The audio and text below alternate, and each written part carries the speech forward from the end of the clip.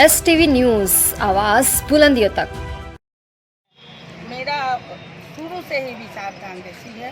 मैं विचारधारा कांग्रेस का पसंद करती हूँ और आज हमारे राहुल जी जो इतना पद पद करके हर गरीब से मिले, हर लोगों से मिले, किसानों से मिले, ड्राइवर ऑटो चालक से मिले, ट्रक ड्राइवर से मिले, सबका दुख दर्द ज़्यादा और उस चीज़ को एक संदेश देने के लिए उन्होंने इस तरह की योजना चलाई कि हम गरीबों के साथ हैं, जबकि ये मोदी सरकार जब लोगों की पार्टी नरेंद्र मोदी का कहना था कि हवाई चप्पल पहनने वाला व्यक्ति जो है हवाई जहाज से उड़ान करेगा, तो आप इसके संबंध में क्या और डिटेल कुछ बताएंगे? उसका संबंध में यही बताएंगी, वो केवल झूठा सपना दिखा करके और जनता को बेवकूफ बनाएगा। कोई हवाई चप्पल पहनने वाला आदमी हवाई जहाज से घूम नहीं पाया। आज जो कहे थे कि एक एक व्यक्ति के खाता में हम 15-15 लाख रुपया डालेंगे, ये इनका वादा झूठा हुआ। 2 वादा इनका झूठा हुआ। तीसरा वादा कोरोना काल में, ये जो कोरोना काल में हर जगह लॉकडाउन कर दिए, आदमी जो जहाँ था वही तड़प तड़प के मर गया और मरने के बाद जो बचे थे प्रवासी आ गए गांव में आते आते कोई पैदल आया, कोई कैसे आया, कैसे नहीं आया, आने के बाद वो लोग गांव में अपने घर में परिवार में घुसने नहीं पाए। उनको किसी स्कूल में रख दिया गया। पता चला कि बीमारी से इलाज के दौरान इलाज नहीं हो पाई, वो तड़प के मर गए। अब मरने के बाद उनके परिवार से उनके मिट्टी से भेंट नहीं कराई गई, उनको पुलिस वाले ले जा कर के कितना दुखद घटना घटने के बाद क्या बीजेपी वोट पाएगी? ये नामुमकिन।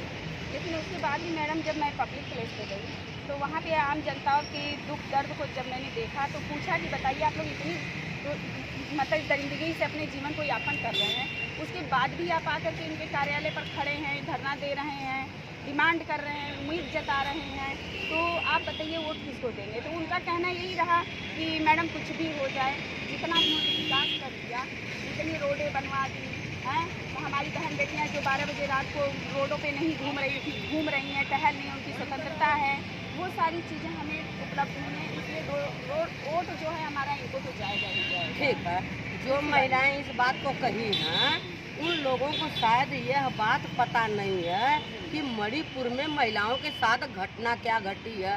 कह रहे थे बेटी पढ़ाओ बेटी बचाओ, अब बेटी नंगी होकर के मारी जा रही है मणिपुर में, वो उनको पता नहीं है।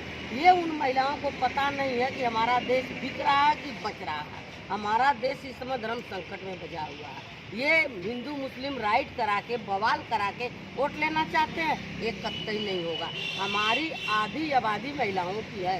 हम महिलाएं समझ गई हैं कि कितना झूठ बोलते हैं। हम महिलाएं आधी आबादी झूठ लोगों को वोट नहीं देने वाली हैं। जिन महिला की चीज़ नहीं जानकारी है कि हमारा रेलवे बिक गया, हमारा हवाई अड्डा बिक गया, हमारी संस्था प्राइवेट हो गई, और जो पुलिस वाले 60 साल नौकरी कर रहे थे उनको जबरन 50 साल की नौकरी में रिटायर किया जा रहा है, वो महिलाएं इस बात को कही जा रही हैं। और जो महिलाएं अनपढ़ गंवार हैं, जिनको कोई चीज़ जानकारी नहीं है, उनको किसी चीज़ का प्रलोभन दे करके कार्यालय बुलाया जा रहा है, गुमराह किया जा रहा है। और हमारे देश की जो महिलाएं जो मर्द प्रलोभन में बिके हैं, उन्हीं के चलते हमारा देश आज़ाद हुआ है। मैं उनसे हाथ जोड़ के निवेदन करूंगी कि अपने अगल बगल पढ़े लिखे लोगों से संपर्क करें और पूछें को कितना झूठा सरकार है। मैडम आप किस पार्टी से हैं? कांग्रेस से हैं? मैं तो एक छोटी मोटी कार्यकर्ता हूँ कांग्रेस पार्टी का। हाँ, और आप भी कुछ कहना चाहेंगे? आप छोटी मोटी एक कार्यकर्ता हूँ। मैं तो यही चाहती हूँ कि मेरा कांग्रेस मजबूत हो। एक बार मजबूत होने के कारण जो जो वादा है, एक बार अगर सरकार बन जाए तो हमारी वादा सब। जैसा कि अभी मैडम ने कहा था कुछ समय पहले कि ये सरकार गलत आश्वासन दे रही है, मैं कल वहाँ पर भी गई थी, गुट सम्मेलन चल रहा था, वहाँ पे मैंने इस बात को रखा था, तो वहाँ पे हमारे कुछ नेताओं ने कहा कि मैडम ये गलत बात है, उन्होंने जो ऐसा कहा ये गलत है। कि आज जाकर के गाँव में पता चले क्या मैंने प्रधानमंत्री को घोषणाएँ नहीं किया, मैंने प्रधानमंत्री आवास दिया, शौचालय दिया, पानी की व्यवस्था किया, तो जहाँ बिजली नहीं होती थी जहाँ ये तो बिजली व्यवस्था कांग्रेस नहीं की देन है, थी, तो मैंने कांग्रेस 24 ने घंटे सारी बिजली भी चीज़ें दी है। तो ये कांग्रेस सब क्या ने कराई। झूठा आश्वासन है, इसके बारे में आप कुछ कहेंगे? भाई इसके बारे में तो आधा इधर आधा उधर। जो ये हमारे इंडिया में जो भी चीज़ उपलब्ध है वो भी हमारे राजीव गांधी के मैडम आप भी कुछ कहेंगे? बोलो।